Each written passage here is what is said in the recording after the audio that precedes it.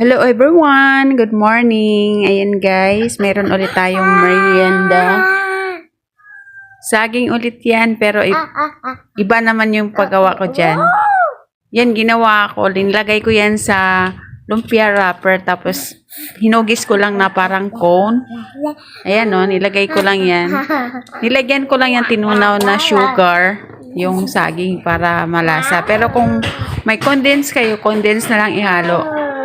Kahit pa paano, madagdagan ng tamis yung saging.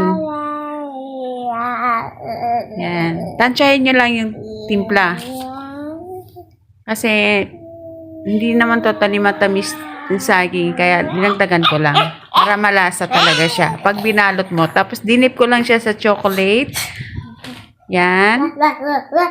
Tapos, pag gusto nyo yung sprinkle, lagyan nyo rin.